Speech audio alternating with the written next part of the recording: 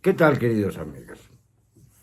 Nunca en la historia del mundo las revoluciones se han hecho por la clase gobernante. Sería absurdo. Las revoluciones surgen generalmente de lo que se ha dado en llamar la burguesía, es decir, la clase media, salvo algunas excepciones. Pero la realidad es que la clase media es la que más se informa y la que más tiene posibilidades de armar la estructura necesaria para oponerse a los gobiernos autoritarios. No, y no estoy hablando de una revolución en México, no se vayan a confundir.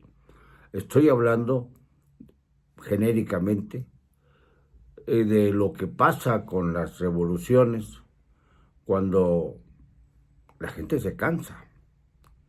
Y cuando la gente se cansa y toma las vías de las armas o las vías de la protesta multitudinaria, como pasó en Ucrania, por ejemplo, cuando declaró su independencia de manera unilateral.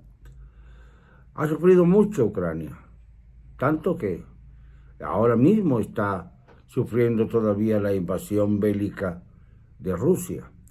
Sin embargo, y a pesar de los muertos, ha sido un ejemplo para el mundo el saber que una sociedad afrentada puede en un momento dado oponerse a las decisiones del gobierno y salir victorioso de las mismas. Estas grandes hazañas que se han dado no han llegado a México. En México hemos tenido momentos, digamos, cruciales que quizá no se han aprovechado del todo. Por ejemplo, se pudo haber convertido en revolución todo lo que se derivó de la matanza de Tlatelolco del Jueves de Corpus de 1971. Sin embargo, nos cortaron las alas. Nos pusieron como frente a los tanques y contra los tanques los estudiantes, porque yo entonces lo era, no pudimos. Y de ahí nos aflojamos, dejamos pasar la historia por nuestra puerta. Ahora sucede algo similar. El señor de Palacio Nacional, al que yo llamo Mandante Pelapostán, ha tenido como honra mayor la radicalización de la sociedad. Los que están conmigo son beneficiarios de todas las propuestas que yo haga, dice López. Los que no están conmigo son investigados, perseguidos, amenazados, injuriados, ofendidos, afrentados, y sumen ustedes los calificativos que quieran. Pero así es.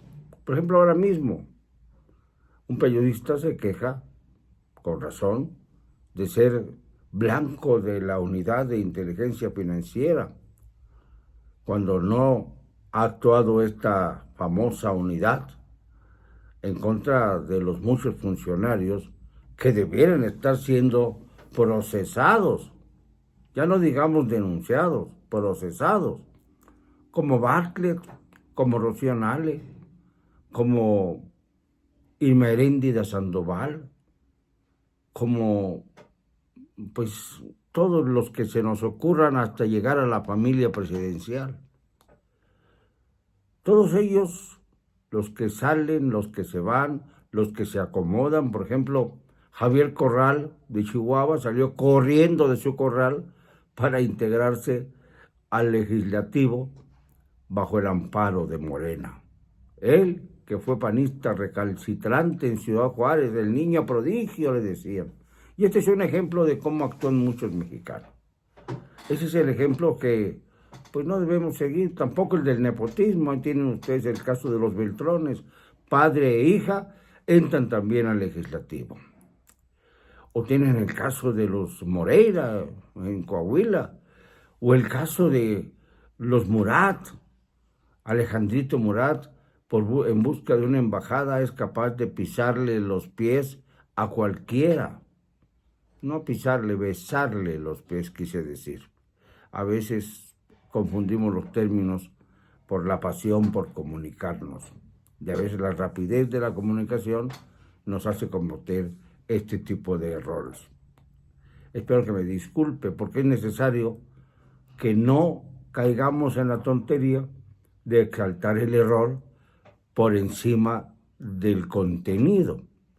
Lo importante es el contenido. Y yo ahora mismo estoy invitando a varias corporaciones civiles a que se unan a una cruzada de protesta que haga sentir nuestra voz. No es verdad que la mayoría esté con Morena. Si sacamos los números nos damos cuenta de que si nos vamos al padrón, que casi llega a los 100 millones de personas, 35 millones no es mayoría en un padrón de 100 millones, para empezar. Entonces, yo creo que hay muchos mexicanos que no salieron a votar por distintas circunstancias. Creo firmemente que hubo un enorme mecanismo que permitió que un algoritmo modificara los resultados de las casillas electorales, como se ha venido comprobando día a día.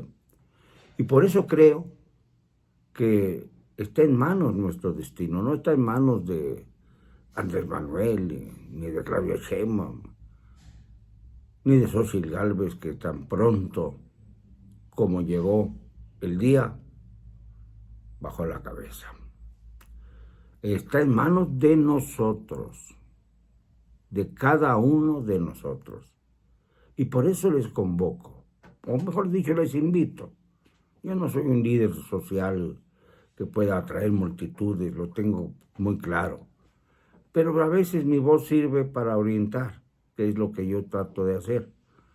Les invito a las comunidades, a las sociedades de 4 estados, Jalisco, Morelos, Yucatán y Veracruz, a impedir que tomen posesión los gobernadores supuestamente electos, porque sabemos que allí hubo una mano tan negra,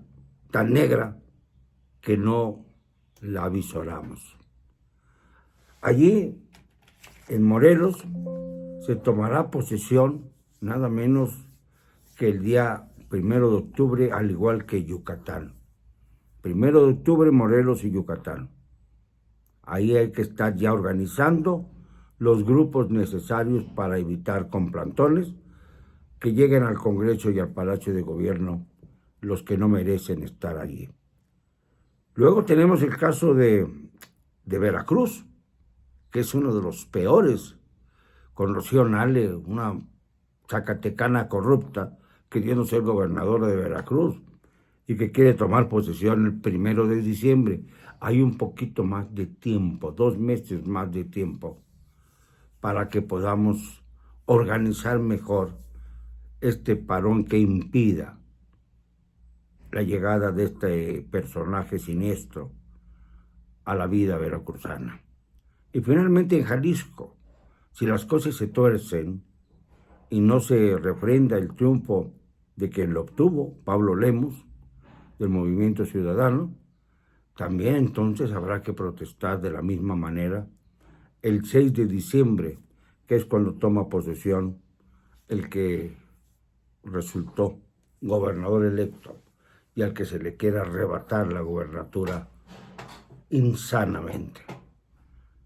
No son convocatorias subversivas. Ya he dicho ayer que hay antecedentes, y hay antecedentes muy importantes en San Luis Potosí, en Michoacán, y allí no se derramó sangre, se derramó democracia. Y lo más importante de todo esto es que el pueblo pudo evitar la afrenta mayor de la imposición política. Si los mexicanos asumimos esa actitud que en los años 90, en la década de los años 90, se dio en San Luis Potosí y en Michoacán, habremos triunfado sobre nuestros propios miedos, sobre nuestras propias dudas. Si no lo hacemos, entonces estaremos siendo relegados por nosotros mismos de la historia. Y esto sería una grave traición para quienes vienen detrás de nosotros. Piénsenlo, medítenlo. No se trata de estar echando culpas al aire a lo tonto.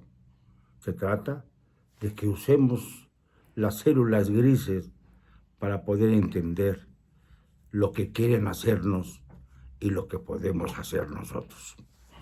No me van a callar, y lo digo con cero cobardía.